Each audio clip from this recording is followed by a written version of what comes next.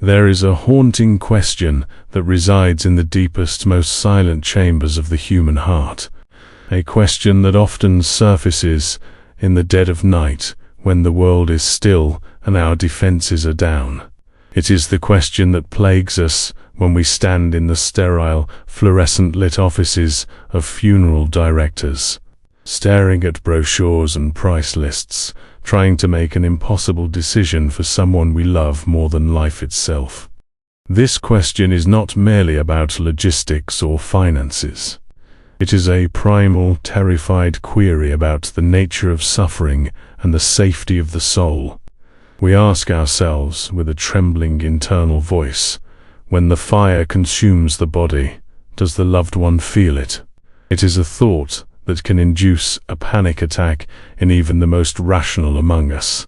We imagine the heat, the flames, the destruction, and because we identify so strongly with our physical bodies, we project that physical agony onto the spirit of the departed. We worry that perhaps the doctors were wrong, that perhaps the connection between flesh and spirit is stickier and more persistent than we have been told. We fear that by choosing cremation, we might be sentencing our mother, our father, our spouse, or even our future selves to a moment of excruciating confusion or pain. No matter how many times religious leaders speak of dust returning to dust, or how many times scientists speak of nerve endings ceasing to function, the heart remains skeptical. The heart needs a reassurance that goes beyond biology and beyond dogma. It needs a witness. It needs someone who has actually stood on the borderline of the afterlife and watched the process unfold. This is why we turn to the incredible legacy of Edgar Cayce, the most documented psychic in American history, a man who did not speculate about the afterlife, but visited it. Through his thousands of trance readings, Cayce provided a map of the territory of death that is so detailed, so compassionate, and so logical that it has the power to dissolve that primal fear completely. To truly understand why cremation is safe, we must first fundamentally rewrite our understanding of what death actually is, because our cultural narrative is almost entirely wrong. We tend to view death as a singular, instantaneous event, a cliff edge, where one moment you're alive and the next you are not. However, Cayce described death not as an event, but as a gentle, gradual process of withdrawal, a sacred unbinding that begins long before the medical moment of death. He explained that the soul is not trapped inside the body, like a prisoner in a cell. Rather, it is connected to the body through an intricate energetic system, anchored by what scriptures and mystics call the silver cord. This cord is the lifeline that transmits energy from the soul to the physical vessel. Cayce revealed that in the days, weeks, and sometimes even months leading up to a natural death, this cord begins to loosen. The soul begins to retract its energy, pulling back from the extremities, pulling back from the sensory organs, and preparing for departure. This is why the dying often seem to inhabit two worlds simultaneously.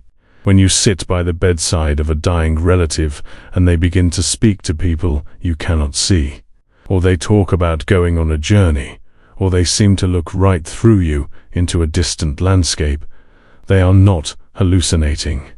They are in the process of transition. They are literally packing their bags. The soul is loosening the knots, thinning the connection, and shifting its focus from the heavy, painful density of the physical world to the lightness of the spiritual realm. By the time the heart beats its final rhythm and the lungs take that last, shallow breath, the vast majority of the consciousness has already evacuated the building. They are not locked inside the chest or the brain. They are hovering, often just above or near the body, in a state of peace and expansion. The terrifying image that keeps us awake, the image of a conscious, feeling soul being trapped in a coffin or a cremation chamber, is a misunderstanding of spiritual physics. Cayce was adamant that the body is simply a shell, a house, a garment. When we live in a house for 80 years, we may love it. We may know every creak in the floorboards and every chip in the paint, but we are not the house. When we move out, we take our memories, our personality, and our consciousness with us, and the house remains empty. The moment the silver cord is finally severed, which Cayce describes as the true moment of death, the body becomes purely matter. It is no longer mum or dad. It is the vessel they use to navigate this classroom called Earth. The person you love, the source of that laughter, that wisdom, and that kindness, has stepped out of the costume. Therefore, when the cremation process begins, it is not happening to them. It is happening to the discarded vehicle. However, Cayce did introduce a fascinating nuance that we must understand to be fully at peace. He spoke of a transition period, often lasting about 3 days, where the soul remains in the earthly environment. This aligns with many ancient traditions, the 3 days of Christ in the tomb, the 3-day wake in indigenous cultures, the waiting periods in Eastern philosophies. During this time, the soul is adjusting to its new reality. They are often standing close to their loved ones, observing the grief, observing the preparations, and processing the life they just completed. This proximity is what scares people about cremation. They think if he is standing right there, if he is still close to the body, won't the fire distress him? And this is where Cayce's teachings offer the most profound relief, explaining that proximity does not mean participation. The soul is there as an observer, not a victim. Let us delve deeply into the mechanics of why the soul cannot feel the fire, using the principles of vibration that Edgar Cayce so frequently discussed. Everything in the universe is energy vibrating at different frequencies. Physical matter, like our bodies, the wood of a coffin, or the flames of a fire, vibrates at a slow, dense, low frequency. That is why it feels solid. That is why it can be broken, burned, or buried. The soul, however, vibrates at a frequency that is incredibly high, billions of times faster than the material world. It is the difference between a radio wave and a brick wall. You can throw a brick wall into a furnace and melt it down, but the radio waves passing through that wall are completely unaffected by the heat. They exist in a different dimension of reality. Cayce explained that once the silver cord is cut, the interface between the low vibration of the body and the high vibration of the soul is gone. There is no longer a mechanism to transmit physical sensation. You could burn the body, bury it, or dissolve it, and the soul would feel absolutely no physical impact. It is like trying to burn a shadow with a candle. The two things simply do not interact in that way. The soul might watch the cremation, yes, but what they see is not destruction. They see transformation. Souls who communicated through Cayce's readings often described the cremation process with a sense of awe and beauty that would surprise us. They did not see the frightening flames we imagine. They saw a liberation of energy. They saw the chemical bonds of their old, tired bodies being broken, releasing the atoms back into the universe in a flash of light and heat. It was described as a cleansing, a purification, a rapid return to the elemental forces of nature. Instead of the slow, cold, dark decay of the earth, cremation was a burst of freedom, turning the heavy cage of flesh into light and air. We must also address the specific anxiety regarding the timing of cremation, because Cayce mentioned this 3-day period of adjustment. Some people worry that cremating a body sooner than 3 days might shock the soul or force them out before they are ready. It is important to clarify that Cayce never said cremation hurts the soul if done quickly.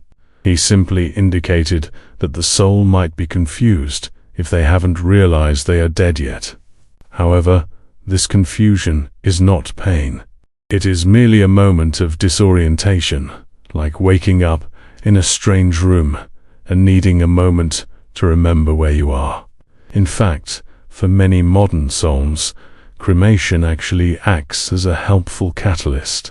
Cayce explained that some spirits, particularly those who were very materialistic or deeply attached to their physical appearance and earthly possessions, can become earthbound.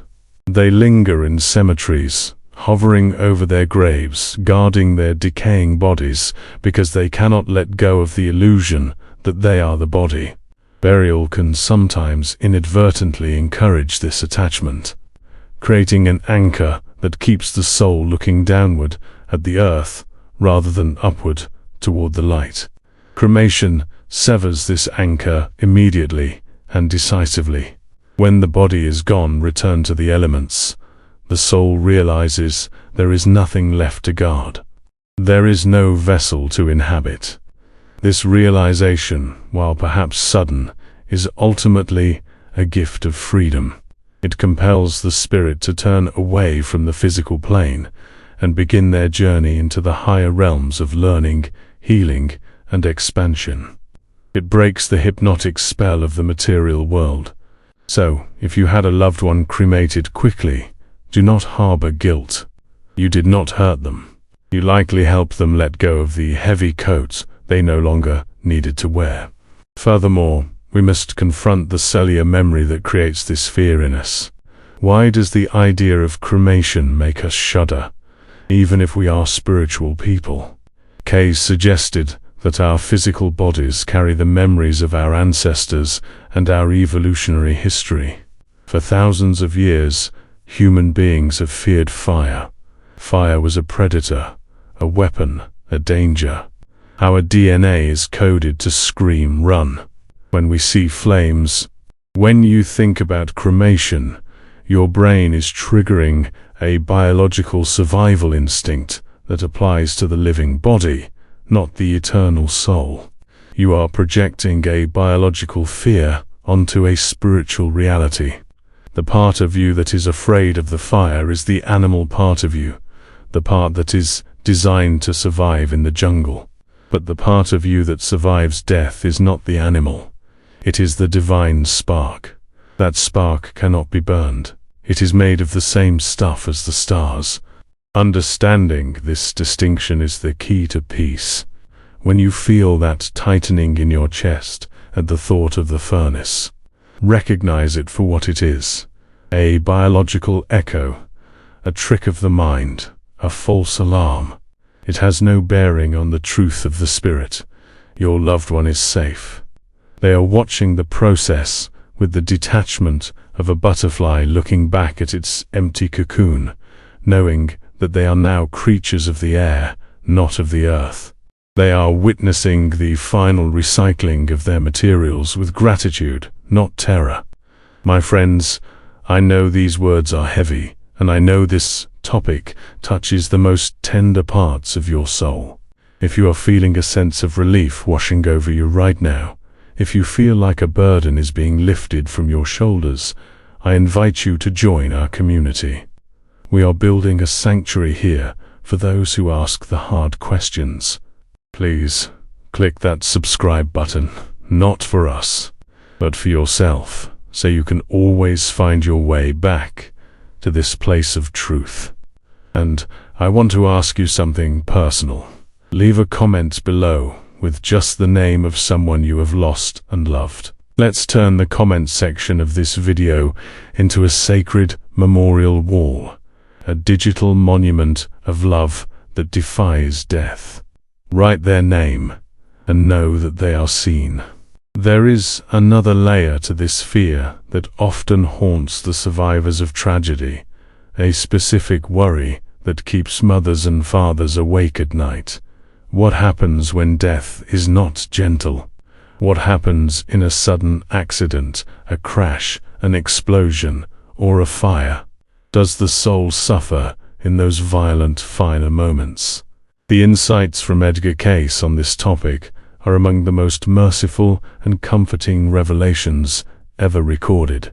He explained that the soul possesses a built-in protective intelligence, a divine reflex mechanism. In cases of sudden, overwhelming physical trauma, the spirit does not stay locked in the body to experience the destruction. Just as an electrical circuit breaker trips to protect the house from a power surge, the connection between the soul and body snaps before the pain becomes unbearable. The soul is essentially ejected from the vessel. Cayce described scenarios where the consciousness was thrown clear of the body milliseconds before a fatal impact. This is corroborated by thousands of modern near-death experiences where survivors of violent accidents report floating above the scene, watching the mangled car or the burning building with a sense of complete calm and detachment. They feel no pain, no fear, only a sense of wonder and immediate peace.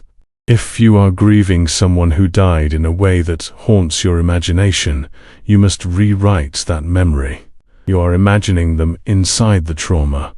But Cayce assures us they were not there. They were already safe. They were already held in the arms of the divine, watching the end of the movie from the balcony, untouched by the wreckage on the screen. The universe is not cruel. The design of life includes a mercy clause for the moment of death. We also see a growing shift in the American consciousness regarding the environment, a return to the wisdom of nature that Cayce often championed. Many souls today prefer cremation not just for convenience, but for spiritual and ecological reasons. They wish to return to the cycle of life. Cayce spoke often of the oneness of all creation, how the earth, the air, the water, and the human body are all woven from the same divine fabric. When we choose cremation, we are facilitating a rapid return to that oneness. Instead of locking the elements of the body away in a heavy, chemically treated casket that resists nature for decades, cremation releases the carbon, the water, and the minerals back into the flow of the planet immediately. The atoms that made up your loved one's smile become part of the wind that cools your face.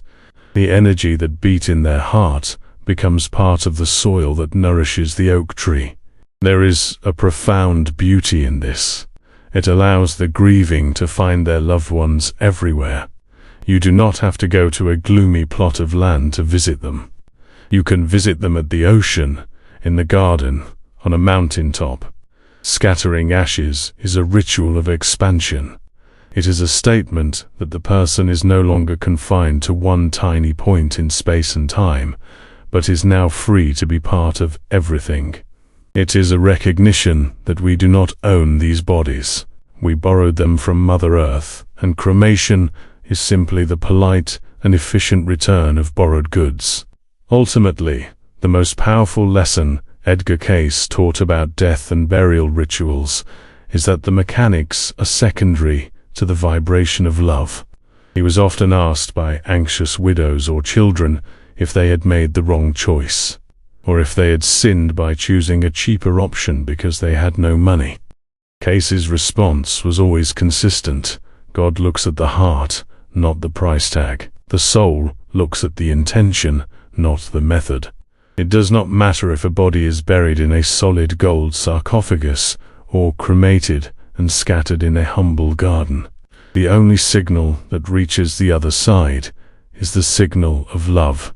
If you chose cremation because it was what you could afford, do not feel 1 ounce of guilt. Your loved one does not judge you for your bank account.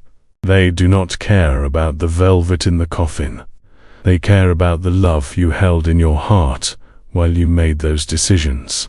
Love is the only force that transcends the barrier between worlds. It is the telepathic link that never breaks. When you send a thought of love to a cremated soul, they receive it instantly, clearer than a text message. They are not sitting around worrying about their ashes. They are too busy basking in the incredible, unconditional love of the afterlife. They are too busy reuniting with their own ancestors, learning the secrets of the universe, and watching over you with a pride and joy that we cannot even comprehend in our human state. Thank you for walking this long emotional path with me today. I hope these words have settled deep into your heart and chased away the shadows of fear. I want to build a real connection with you. I don't want to just be a voice on a screen. I want to know your story. Have you ever received a sign from someone who was cremated? A dream, a scent, a flicker of light? Please, take a moment to write it in the comments below. Your story might be the exact lifeline another grieving person needs to read right now to survive their night. And if there are other dark questions keeping you awake, tell me. We will shine a light on them together. Until we meet again, remember, the fire is temporary. The body is a garment, but you, the real you, are eternal.